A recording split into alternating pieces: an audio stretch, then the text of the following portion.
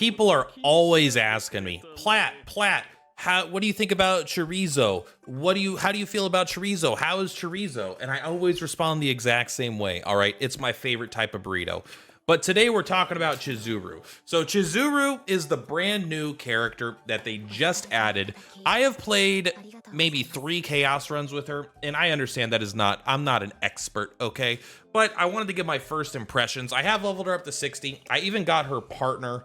And I'll be honest, this partner I think is not that good, except this ego skill is, I'm a huge fan of this, all right? This is not about her partner necessarily, but I do love 200% damage to all enemies and a fierce wins.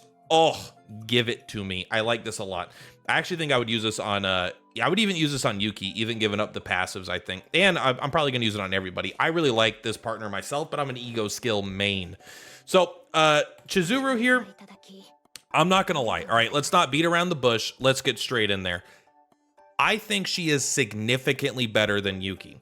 Yuki came out, was pretty mid, and I felt kind of, it could be a little hard to say because I still have to get more experience with her. I haven't had any broken builds with CHIZURU yet, and I never really had any broken builds with Yuki either. But CHIZURU is so good in this chaos, it's kind of not fair to directly compare her to Yuki in this. I think in a situation where everything is weak to Yuki, she would also do pretty good, but CHIZURU just does so much damage. Like, I will be honest, if you are a free-to-play player and you want only the most meta characters, I do still think this character is a pass. Is she just strictly better than Rin and Tressa? I'm not ready to say that yet. I haven't gotten the sick, over-the-top, powerful builds yet, specifically with this character. I have no doubt that her floor is much higher than Tressa's floor and probably Rin's floor. The ceiling, I'm not so sure. So it depends also on what kind of content you like. If you're like me and chaos is your favorite and you want to play a bunch of chaos, she has one of the highest floors in the entire game. She's closer to Mei Lin and maybe even higher when it comes to floor. What I mean by floor is like, what is her worst possible build? The very first turn you go into chaos, you have no equipment. These moon slashes combined with her flame card, she very easily starts to pop off and do really good things easily.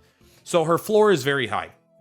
Her ceiling for outside of chaos is probably not going to be as high as Tressa. I can't confirm that, but it's really hard to beat Tressa's infinite healing daggers kind of build.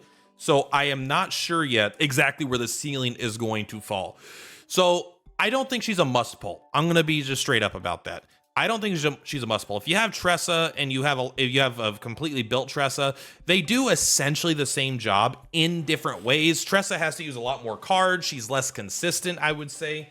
And Rin, I'm not really a big Rin fan, but if I really liked Rin, I would probably not want to play this character as much. But honestly, I think she is probably the best single target damage dealer, with the exception of like Mei Lin. It depending on where you're at in the game. Again, if you go outside of chaos with perfect decks, Mei Lin is probably the best in the game. If you have fully built and max out potentials and max dupes, it's possible Luke could be the highest single target damage dealer because he does so much insane damage when he has all of his dupes and stuff. But again, I really don't think you should undervalue a really high floor. Not everything is about the ceiling, the highest, most insane possible. And I will say she's absolutely been killing it. I haven't even gotten close to losing a chaos run that I've used her in. Okay, that's not fair. I did actually lose one. You're absolutely right. I did lose one, but to be fair, I was playing it on my phone and I wasn't really paying attention. So that one didn't count. All right, that one doesn't count. But the other ones that I actually played, I mean, she just destroys this Lab Zero. I mean, it's not even close. So absolutely insane damage. And most importantly, she is very fun. I cannot tell you how nice it is to have Moonslash be a good card. Moonslash is so effing sick. And if you just have Ray in your team, this does 200% damage for 1 energy without anything. Because my Ray is Max Awakened, which adds 20% damage, which is basically morale constantly. And so with 1 morale, this is 200% damage. Insane card. And then if you can get this card up to 400, 500% damage, just absolutely wrecking stuff. So every one of her cards has been good. Obviously not this one, right? Now I actually understand how she works, by the way. This one Curse Shackles. So Curse Shackles is a debuff you put on the enemy and it stays there. And every time they take an instance of damage, then you're going to get a Will of Wisp. And you get 5 Will-O-Wisp, you get a copy of the Shadow of the Moon. What is cool is Shadow of the Moon you can get as a regular Epiphanied card as well. And if you get multiple of them in your deck, you could use a card like Attack, the 0 cost draw an attack card, and you can draw it and it'll automatically combine with the other one. So it's a really quick way to get this up to Shadow of the Moon Plus. So this is like her bread and her butter. Very, very good. It always starts in her opening hand. It's a little awkward that as your first energy of every combat is kind of weak. Her biggest weakness is that the first turns of combat are relatively weak, and then she kind of starts popping off after that. So it can be really annoying if you're going up against an enemy that hits really hard on the first turn of combat, because you really want to use this and you want to use this. So you're kind of stuck with one energy to try to defend yourself, and you're not doing that much damage, so you're probably not killing anything. That is her main weakness. After that first turn, I think she is pretty much fully online. So Curse Shackle is very good, and this, yeah, it'll hit twice, which is very, very nice. Will-O-Wisp for each hit of the next attack card used. This is pretty easy to get 6 Will-O-Wisp on. If you get doubles of these cards, this effect doesn't go away, right? This effect, it has to be her card that she uses, but if you have multiple of these or you draw it multiple times, you could use it. You'll actually get the 2, 4, 6 Will-O-Wisp for every single hit. So you could easily get your Shadow of the Moons going up to the bind 5, something like that. So this card is actually way better than I thought it would be. And even its epiphanies are pretty good. I believe there's one that just gives it more hits. Add 2 hits to the next. That is pretty insane. I won't lie, adding 2 hits and even the +1. I mean, pretty much all these I've been happy with, honestly. Very good card in general. One that I definitely underestimated. Bound at Dusk, it is worded kind of badly, but you get inhibit at the start of combat, right? The inhibit means you don't generate AP, which makes her bad with, like, Ray's ego skill won't give you that AP. You're not going to be able to use Mika to generate AP, but the plus side of that is that your most powerful card, Shadow of the Moon and Shadow of the Moon Plus, both get an additional hit, and you get 1 card every single turn that goes down. You know, it becomes not free, but it decreases the cost by 1. But you can get these, some of these epiphanies are insane. This one makes the highest cost card 2 less. This one activates 2 lead cards when you use it. This one activates 2 cards every single turn. Every turn, you activate 2 cards. I mean, activating 2 random lead cards is cool, but it's a little more targeted. I just like activating 2 cards.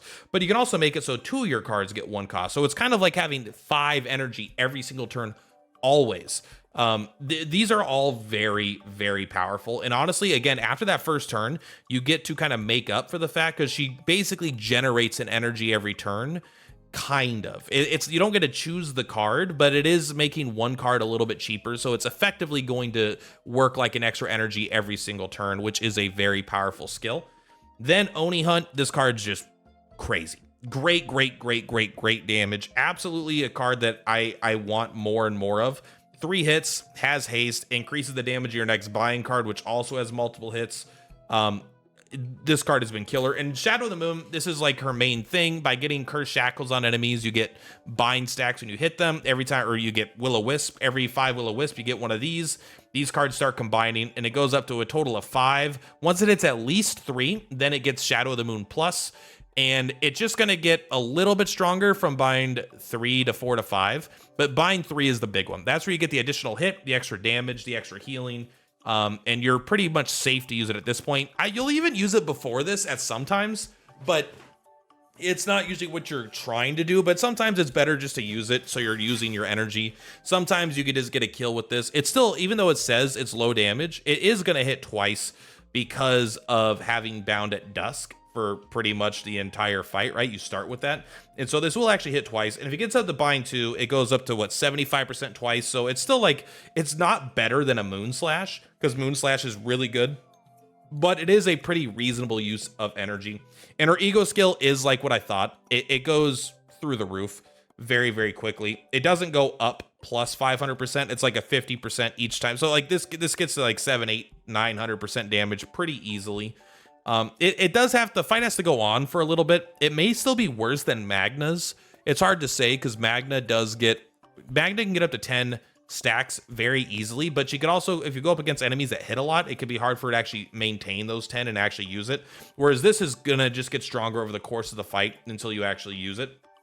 So overall, I don't think this character is a must pull. I think this character is the strongest character they've released so far. I would still put her above Haru, and I would definitely put her above Yuki. They're obviously different characters with different roles, but I have been incredibly happy with her. But I will admit she suits my playstyle, and it's a character that I think is worth pulling, but she is not a must pull. And if you already have Rin, you already have Tressa, and you're free to play, you don't really care about getting new characters that do similar things in different ways, then you probably are safe to skip this character, especially because I highly suspect the next character is going to be some sort of support, right? Because we got an AoE DPS, a single target DPS. Now we're probably going to get some sort of healing, support, shielder, buffer. We're probably going to get a utility unit, which is probably going to be irreplaceable if I had to guess. Someone that will make us, one, it'll work with her, I assume very well. So it is safe to skip for now, but come on, look at that cool robot arm. It's not even connected to anything. That's magic.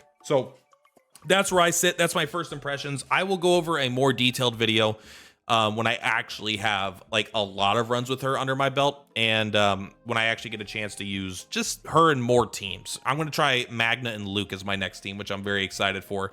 Very different team, but still hopefully a hell of a lot of fun.